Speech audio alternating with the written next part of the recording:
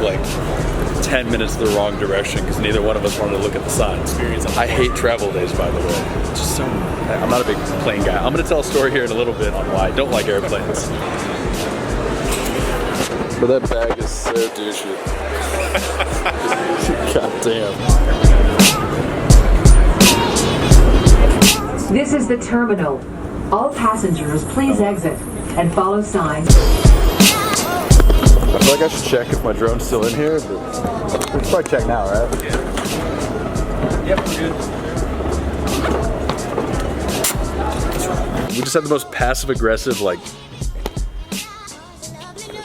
shuttle driver? I don't know. I couldn't tell if he was fucking with me, like he was making jokes, but he wouldn't laugh, and then when I would respond, he like wouldn't. It's kind of weird. Anyway, long story short, last time I flew anywhere with this guy, I was like 12 years old. I had a panic attack on the airplane, never had a panic attack before, so I thought I was dying. And apparently when you tell a stewardess on an airplane you're dying, they take it very fucking seriously. So next thing he knows, like code red, they cleared out like 2 aisles of seats for me. They lay me down, they have oxygen, they have onboard doctor come help me. They're radioing down to like tower, like, oh my God, someone's dying on the airplane. He thought it was some old man. Yeah. It was really just me. It was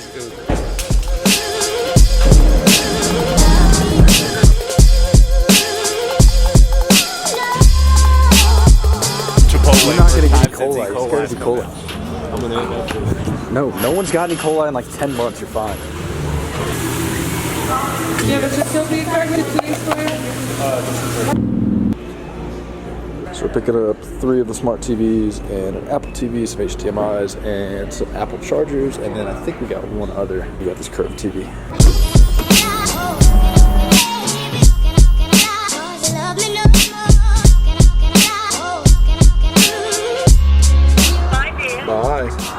Alright, so currently in Idaho Springs, headed up the mountain, so it's about a 2.5-hour drive from Denver to the house that we are staying at in the Rockies, which is up in Grand Lake, Colorado.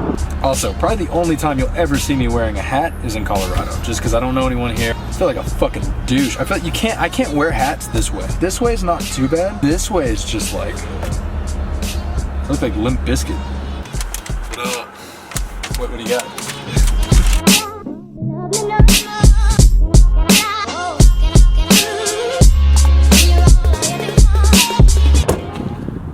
Alright, so I apologize if the lighting is a little overexposed because we're literally on top of the world right now. It's insane up here. So I was just going to walk around up here for a little bit, take it all in, and then finish out the drive to Grand Lake.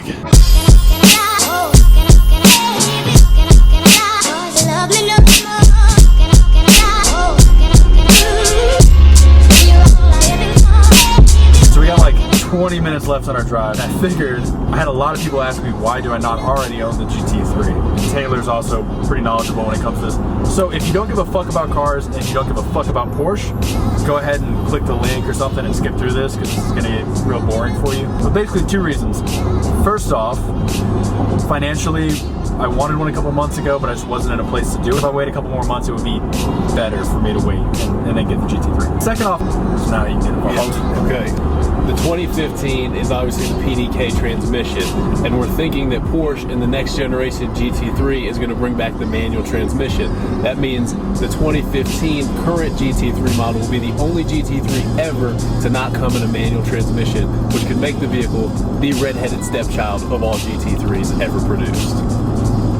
Nothing wrong with redheads, but yeah, I think the value is just going to go tanking. Only option they have looking forward, so there's a facelifted 911, that's the one that's about to come out, and then you have the current generation one. For them to put turbos on it would kill their loyalty. Everyone would hate them, so they can't go that route.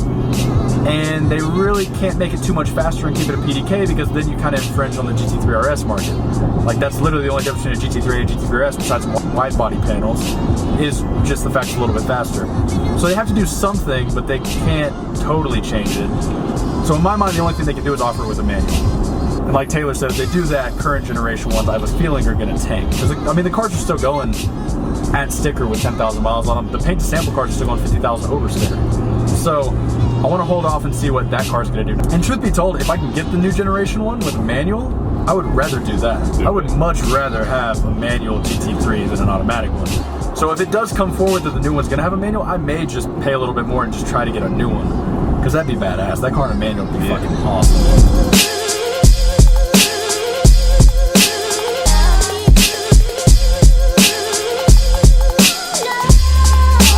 What'd you do, man?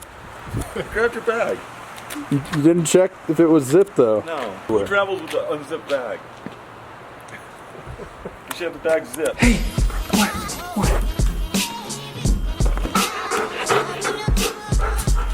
This is nice.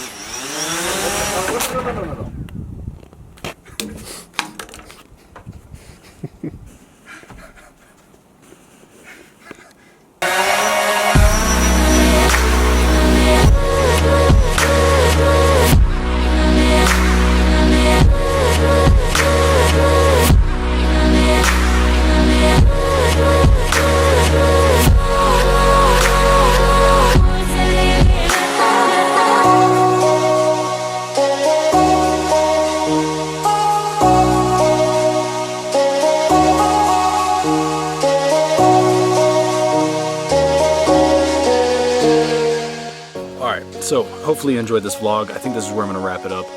I promise when I get back to Houston, I will do a video about what I do for a living and more the technology side and the programming side. I have a lot of people ask me, please do a video about this. I'm interested in it, or I wanna know how you got into it or whatever. So I will do a video about that, but right now I'm on vacation, so the last thing I wanna think about is work. It's amazing up here. So tomorrow we're gonna take the dirt bikes out, take the GoPros and all kinds of stuff. We have a razor here, so I'm sure we'll do a lot of stuff this week. So I'm gonna upload this video and then expect another video within 2 or 3 days of the dirt bikes and the razor and stuff. Also, if you're enjoying these vlogs or even somewhat liking them, hit the subscribe button down below, give me a like, and share the video. The more subscribers I have, the more access I have to certain supercars and hypercars and going on trips and stuff. So I'm gonna finish this vlog out by letting y'all watch the beautiful sunset out here in Colorado.